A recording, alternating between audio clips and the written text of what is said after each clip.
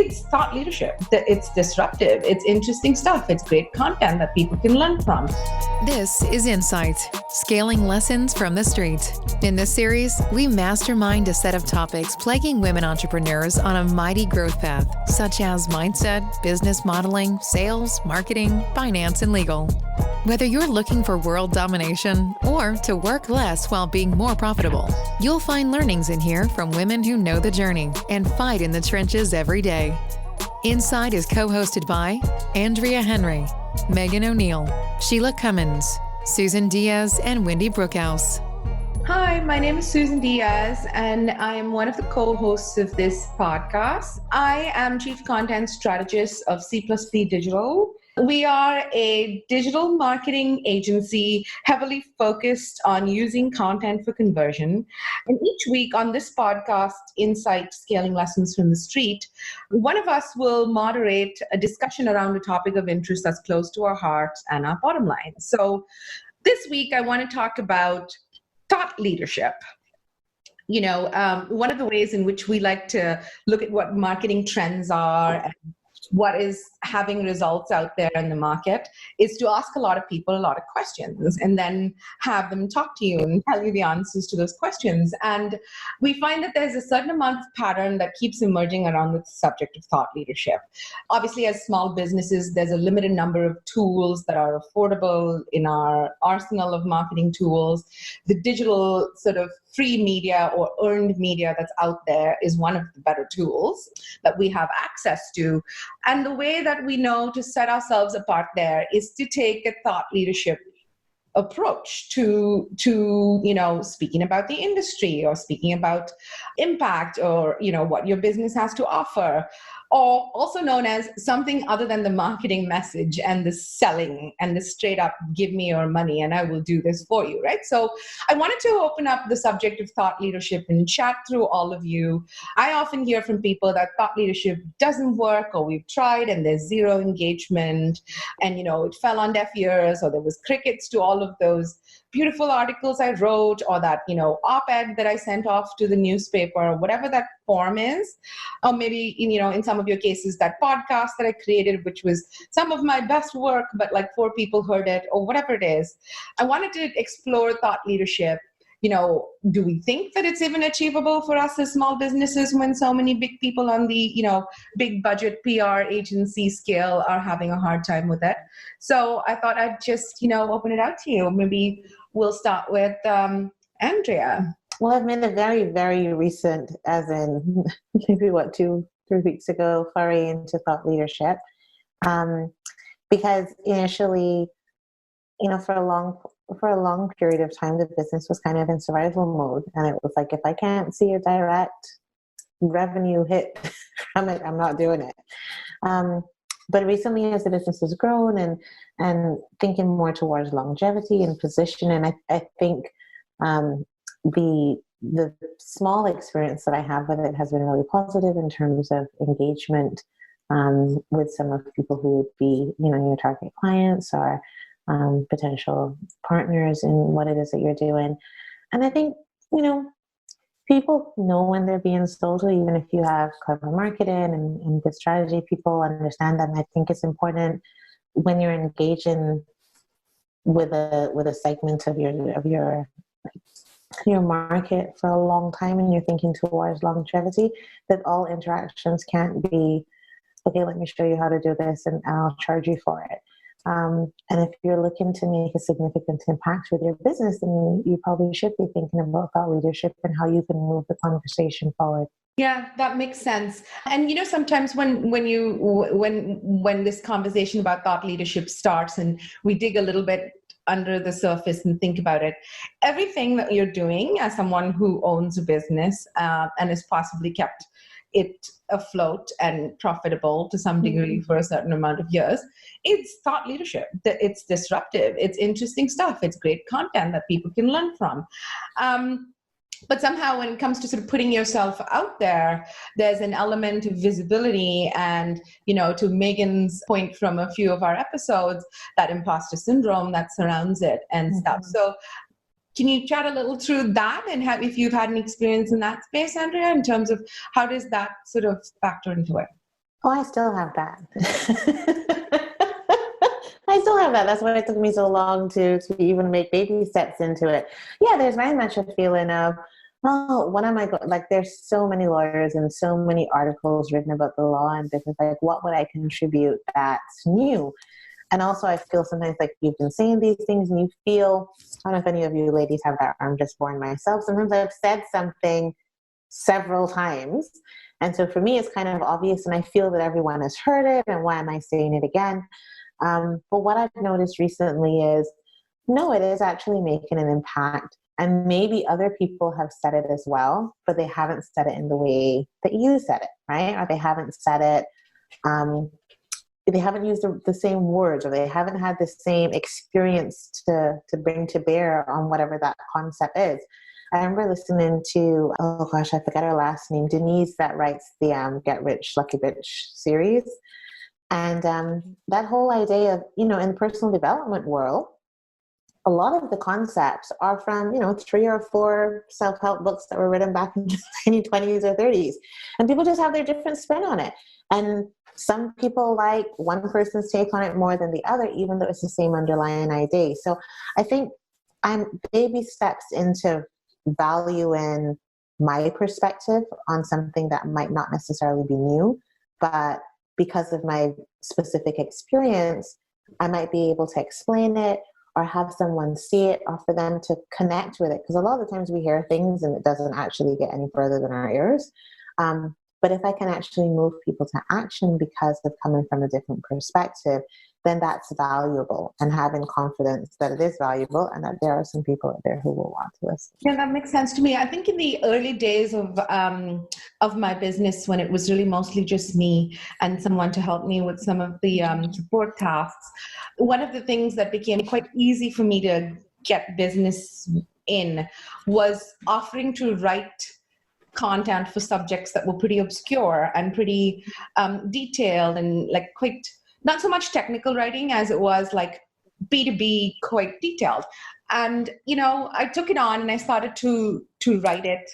And people would ask me often, like, how are you doing that? I said, how can you possibly learn about industrial equipment or sewage extra, whatever the heck I was writing about at that point, because it paid the bills.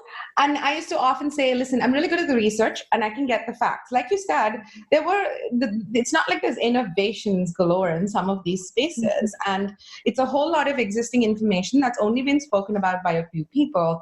And what I could bring to it was taking those facts and putting the voice or the philosophy or the thought process of the person who was writing it onto it. So that's really, it was an opinion. I was coloring it with the opinion of one thought leader. And, that kind of sets it apart. And I can't tell you about the difference in engagement that happens when you do that. You're like, I believe this, and therefore I am saying this. And somehow that factors in. How about the rest of you guys? Megan, any thoughts in this area in terms of taking that? And I think we underestimate our life experience. I don't think we necessarily value that. And so you might not think it's interesting. I think the word leadership is loaded for a lot of women as well. I've talked to a lot of women about, in terms of what would the blocks be to scaling, and it often has to do around leadership. And when you think, I'm always going back to our conditioning, but essentially why I go back to conditioning is because that's when your big beliefs are formed, is when you're a kid.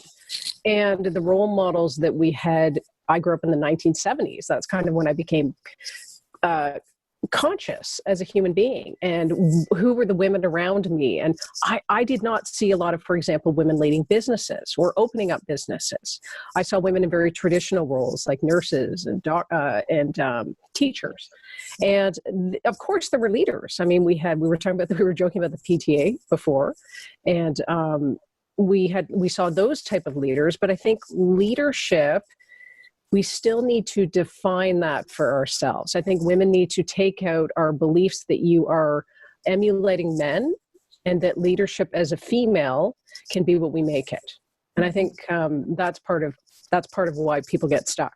Really struck a chord there for me for a second with the leadership and thinking it really is about our opinions, right? And having the ability and the desire to state them in a way that is kind of unequivocal, like, this is what I believe, this is what I stand for, and really at some level that is thought leadership, right?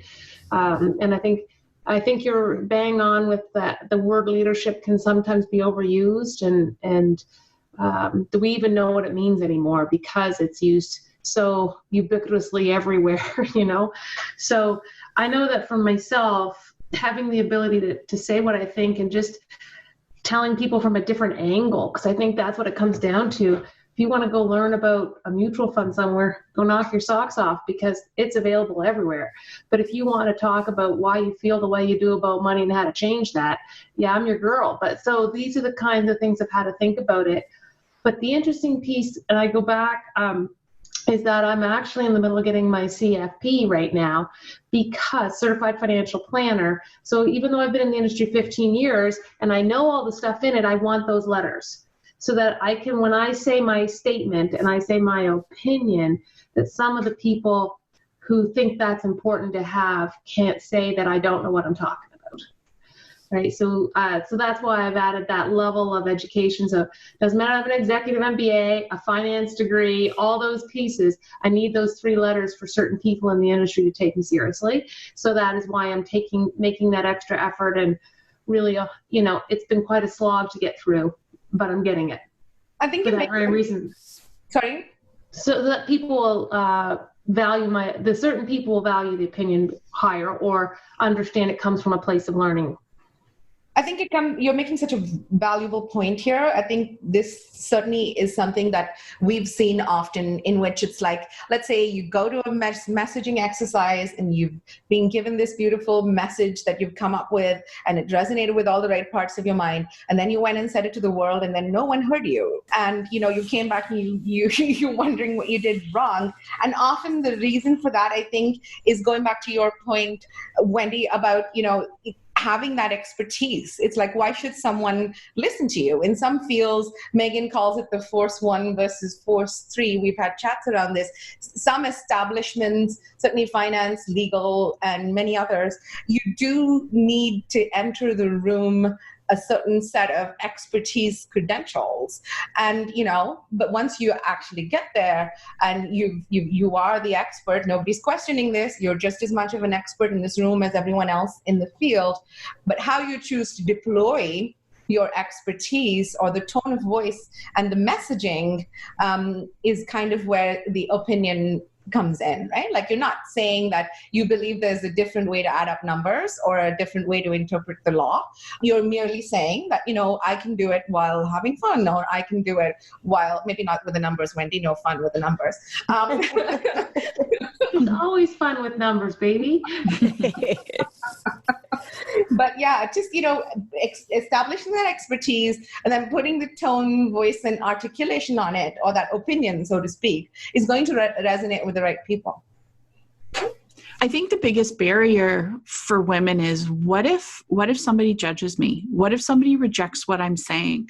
What if someone takes me to task? What if someone trolls me and leaves nasty comments? And, is my reputation going to be damaged? And I think that there comes a time where keeping yourself safe can be the enemy to your success, essentially. And that if you're going to step into this arena as a business leader, a business owner who has something to say, we have to be okay knowing that people may jab at you and people may not agree with you and people may say nasty things, but at the end of the day, you're going to be okay no matter what.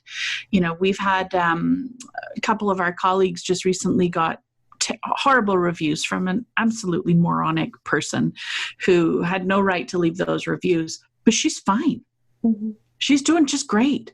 And was it a tough couple days? Yeah, for sure. But this is going to happen. And we've got to be okay putting out these ideas and standing behind what we're doing and forcing ourselves to grab the microphone and teach, because that is essentially how you're going to be creating a client base. It's the fastest way to build trust with someone, is to teach them something. And if we sit there fearful of the what ifs, we're actually doing a disservice to those who need you the most. Yeah. Absolutely. And you know, as you were all speaking, I was thinking about Sheryl Sandberg, and I was thinking about her writing Lean In. You know, and you go, well, she's one of the wealthiest, probably the wealthiest. She's the CFO of Facebook. Mm-hmm. And I was thinking about how much backlash there was when she wrote that book. A lot of women reacted very badly to what she wrote in Lean In, which is to lean in. And in the way you interpret lean in, like the way that you might interpret it, people got their backs up. But it started a whole conversation with women. And so when I think about, Susan was joking about being controversial, you know, in marketing and controversial, mm-hmm. but I think, my goal is to affect change. Change is a big positive word for me. And so I work with the individuals, I affect change in their lives when I work with them. And in order to do that, you have to think. You have to, I think we need to think and communicate with each other in order to get that change. So I love the idea of women stepping up into leadership roles, whether that's thought or whatever. I thought Sheila had a good point about teaching. I like that concept of, if you think about your opinion, it's really you're teaching people to look at the world differently in the way you look at it. Maybe that takes some of that emotion out of it, mm-hmm. and maybe preventing you from doing it. I think it's also, when I've felt brave enough to do it, a lot of it has been motivated by a desire to be representative, right?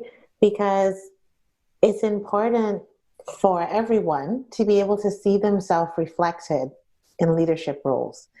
And whereas personally, sometimes I would much prefer to just sit in my office and do the work, I think it's important for people to see someone who looks like them and sounds like them and has had a similar experience to them, state in their opinion and being bold and making change in their industry or in their world. And I think it's also important, for me, I'm all about niching and really focusing on who your ideal client is. Who do you really want to work with?